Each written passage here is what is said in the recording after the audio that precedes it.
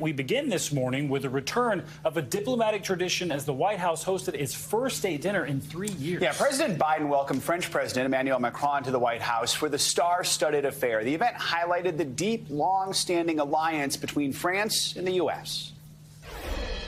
France was our first ally, first country to fly the American flag after our revolution.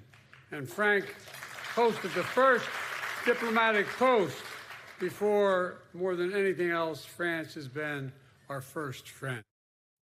More on this, we're joined by NBC News correspondent Josh Lederman. Josh, good morning to you. So this was President Biden's first state dinner nearly 2 years into his administration.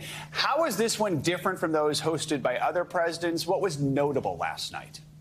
Hey guys, good morning. Well, it was notable for one reason because this was the first time there has been a state dinner at the White House since September 2019, before the start of the COVID-19 pandemic. So this was really a return of the pomp and circumstance that has characterized these state dinners over the years, and a real opportunity to put the longstanding friendship between the U.S. and France front and center. It was designed after the shared colors of the U.S. and French flags, red, white, and blue, with guests served Maine butter poached lobster, an American cheese array, wines from various countries. And it was truly a star-studded event with folks from the entertainment industry like Julie Louis-Dreyfus and Stephen Colbert, as well as Supreme Court Justice Breyer. We saw Republicans like Kevin McCarthy and Democrats like Nancy Pelosi all in the same room for this one special evening to celebrate the longstanding alliance and friendship between the U.S. and France. Yeah, Josh, as you mentioned, that's sort of the main goal, is celebrating that long-standing relationship. But these are friends with differences, specifically over the Biden administration's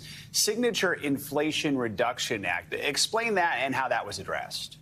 Yeah, on the surface, the U.S. and France share the goal of quickly transitioning to clean energy. But France and other European countries have been upset about the way that President Biden's climate spending really has these protectionist Buy American provisions that say, for example, if an American's going to go out and get a subsidy from the government to buy an electric vehicles, it's got to be an American-made one. Well, guess what? The French make a lot of electric vehicles as well. French President Macron, very open as he came here to Washington about the fact that they were very upset about how that was going to affect and perhaps disadvantage their industries. President Biden acknowledged the concerns, calling them glitches, both leaders saying that they are working to sort of recalibrate the way their two countries can integrate their work on clean energy so that one's gains don't come at the deficit of another.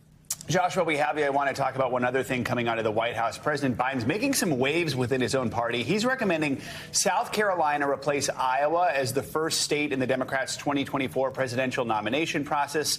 Our viewers might remember South Carolina is the state that really turned things around for Biden, making him a front runner in 2020. Things didn't go so well in Iowa in 2020. So what's the White House saying about this, and how are Democrats responding?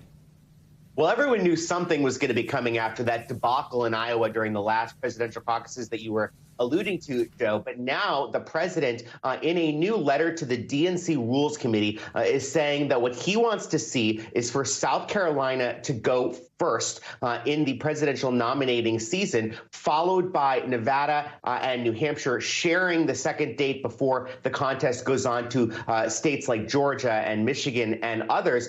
President Biden saying that, look, black voters who are so critical to the electorate in South Carolina must be able to shape the nomination from the very beginning of the process and all throughout the process. It's also a bit of payback for a state that really helped President Biden's presidential ambitions come back to life after they seemed like they were so dead way back in that 2020 presidential nominating contest. All right, Josh Lederman. Josh, thanks so much.